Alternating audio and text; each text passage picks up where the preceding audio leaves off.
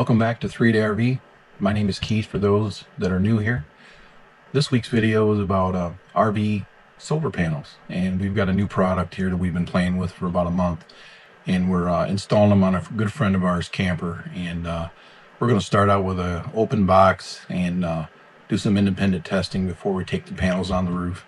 The panels we're testing this week are the Renogy ShadowFlux. I'm going to read the part number here. The ShadowFlux panels are the 200 watt panels. They're RSP 200 DC-ASR. And these are the ShadowFlux panels. What does that mean? Well, they have diode bypassing in them. So if you happen to shade a portion of the solar panel, if this phone case were the solar panel and part of it got shaded, there's diodes that will lock themselves out through some type of technology inside of the solar panel. And when this is covered up, this will actually shade applied to a certain part of the solar panel. The diode disqualify that part of the panel, and it will just take that portion out and it will continue to charge at a reduced rate. But it's not like the panels of yesteryear. If you put this a little bit of shade to that panel, you would see 70-80% production just drop right out. So let's show you a couple tests that we did and how we put them on a fairly new travel trailer. So hang in there, we'll be right back. These are the solar panels we're going to be using. I've been testing these this fall. These blow the competition out of the water. And what makes these different is that if you cover one corner of the solar panel, they still produce power. Whereas the older solar panels, like the one that's on the roof, if you cover just a portion of that solar panel, it drops like 80% of the power that it's producing in real time. You can see you might be putting out 140 watts, 150 watts. Everything's looking good. And then a leaf land up there. Then that whole solar panel drops out of the equation. And if they're in series connection, you know what that does to your solar generation. It falls on its nose. So I got one of these wrestled out of the box. I do think that Renogy could put a little bit more foam packing in there. These aren't damaged, but they take a beating. And I just think more than a 1/4 inch of foam would be good for the solar panels. But as I mentioned earlier, if you cover this up, this has what's called diode bypassing in it, and it will just cancel out the quadrant that's shaded, and the rest of them can remain working. Compared to the other ones, if you do this to the other panel, you've lost pretty much 80% of the production of what it was making. So that's the advantage of these panels. They're also type N, which means they start generating power a little bit earlier in the day because the technology is different. The N type, you'll have to dig down into that a little bit. There's a couple companies making N types now, and they are a performance gain. And then you throw the ShadowFlux technology, diode bypassing in. If you throw that into the mix, these are the best on the market as of today, filming this in October of 2025. This is the best you could get. I like these for RVs. These are about 8 inches shorter than the solar panels that I have up on the roof. So these are shorter. They are a little bit wider. From side to side, they're a tiny bit wider, but longer. So we'll show you how those work when we get it up on the roof. And today, looks like a beautiful day to be on the roof. I like to test the solar panels before we take them to the roof, and then we'll look at what this controller shows us for power generation. Okay. One note, got to make sure the polarity is right on these things when you hook them up, and sometimes you will get this little gadget with the cord kit so you can flip the polarity. So what I need to do is just make sure that my positive wire here is going to be the positive wire here when I plug it in, so I don't damage anything. Okay, literally just plugged this in a few seconds ago. Our voltage was 37 volts just sitting here, open circuit. And now you can see that thing drop down. It's hitting that sweet spot. I believe it's advertised 31 volts to the sun. We're probably not perfect to the angle of the sun, but I believe we're close enough. So this is what we're pulling in from this solar panel. And here's what I wanted to show you. And I think this is pretty interesting. As you can see, it's generating 5.8, okay? 177 watts. It's a 200 watt panel. It probably could be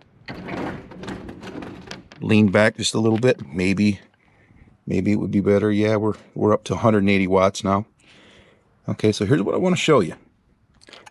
180 watts. I'm going to take my trusty hat. I'm going to cover it up. So I'm covering a big section of the solar panel with the hat, and we're still making 146 watts. I'm going to remove my hat and see we're back to 183 watts of production. So the reason you want to use the ShadowFlux solar panels is simple. If you get a leaf or partial shading from something on your solar panel, we all know that it drops. But in this situation, it doesn't totally stop. It keeps on trucking. And now let's shade a bigger portion of it. Okay. If I stay out in front of it, we're getting a nice clean 180 watts production. Let's check this real quick. Let's see what we got inside. Yep, same thing. We're getting 183 watts right here. 183, beautiful. And now let's shade this a little more. So we're going to go right across the bottom. On an old school solar panel of a year ago, this would kill the production. So we're down to 61 watts with a big portion of the solar panel shaded. That's why you want to have these. These make the difference. And sometimes you may need a little more power in the evening, and if you got a little bit of shade on these, you're not done making power. Look at this. Look at this, man. 140 watts. 140 watts with the whole bottom of that thing shaded. So this is really good production. And my hat's off to whoever came up with this idea. Because the ShadowFlux, that is the real deal. Look at that. Now we do have some clouds playing games with us up here. Can't avoid that in Michigan. That's pretty awesome. So what's better than one ShadowFlux panel? How about two? So now we got two panels going here. And we're in Michigan, so we're not, real close to the sun. And the clouds are playing a little havoc with us, but I had 370 watts and went to grab the camera and, of course, Murphy's Law. And hopefully you guys can see that. So we're getting a constant 357 watts out of here. And if I shade part of it, we're still having good charge time, see? Even with my hat over that solar panel, we're still doing pretty good. We have two of them in parallel. So before we put these up on the RV, I always recommend testing solar panels. And it doesn't matter who you get them from. No matter who manufactures them, test them before you put them on the roof. And this is my Renogy One gateway that is running through my mobile router in the camper. And it's pretty much repeating the same thing. 365 watts when the clouds aren't around. Really good. This is where all the power goes to. We have 4 of the 200 amp hour Renogy One lithium iron phosphate batteries. And our inverter is just out of sight on the back side there. So when it comes to putting them on the roof, everybody's different. We will take a piece of cardboard and make an exact template. And we'll go up here and kind of set this thing around and find the best possible place we can put them and try to line this up with a roof truss so we can get a good screw into the framing here. So we use cardboard, yeah, high tech. These two solar panels are wired in parallel. We did our best to try to keep them out of the shade, but sometimes you can't help it. You will see the other solar panel in the corner, and we're going to connect that OEM panel at a later date to a secondary charge controller. After all, that's the factory solar panel, and it is 195 watt, and it looks to be 18.5 volts, so you can't mix these up. Okay, well, a couple of days of light rain went away, but we got the solar panels mounted, and I wanted to show you just a little bit on how they hook up. I'm not a huge fan of these brackets, and I'll tell you why. Because if you ever have a problem and you have to pull a solar panel off, well, you got to deal with the roof sealant. And there are better brackets on the market. They do cost considerably more.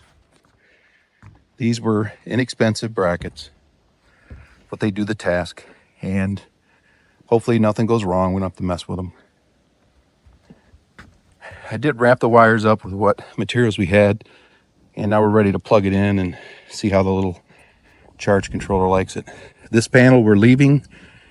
We'll probably get another panel just like it. It's a low voltage panel. Maybe it'll go on this side and utilize the OEM charge controller down the road. Again, these are quite a bit different with the shade technology. We got to clean up our mess in here, but I just wanted to show you. This has the remote control system. You can get the app for and turn all these lights on and all of them off. That's really cool. That's where we mounted the battery shunt, and the thing has been sitting here. There's no load, so it's not going to make any power loss. And this has the factory inverter.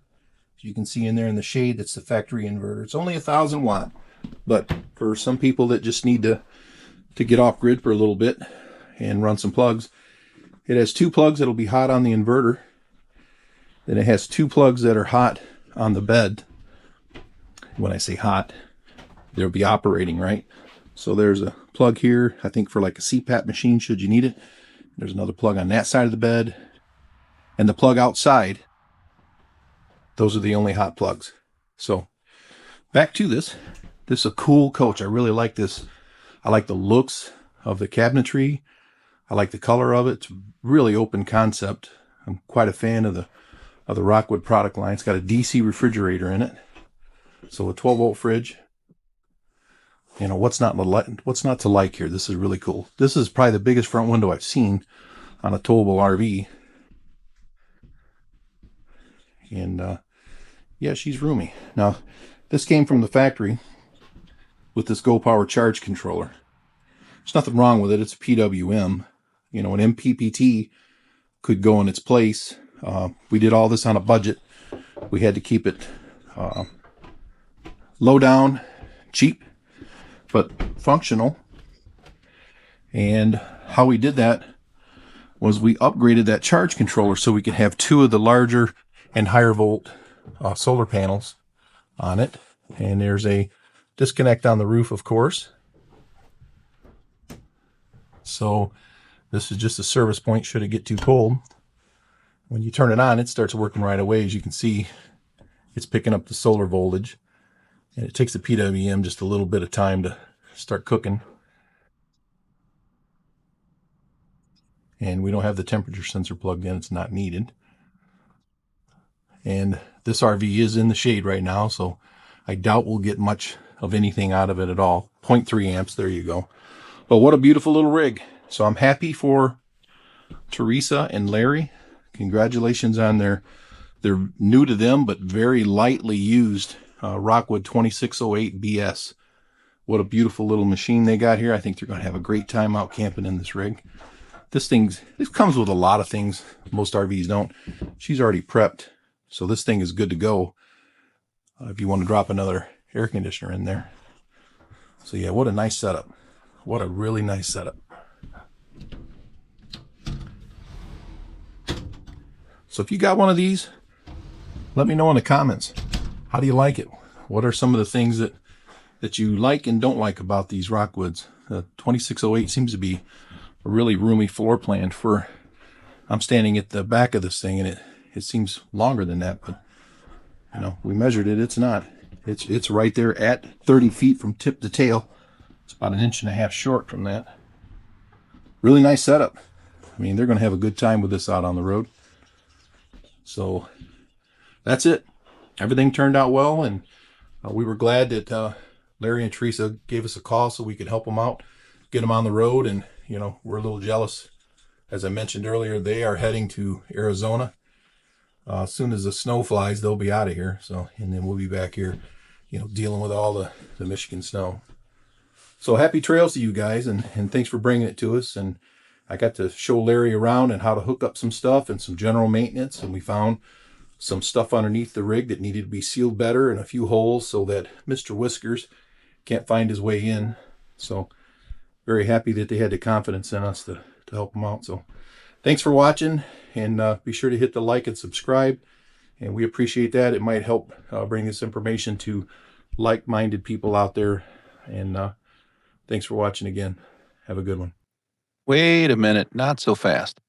After further review, we decided to put a much bigger battery bank in this. So join us next week as we drop in a monster Redodo battery.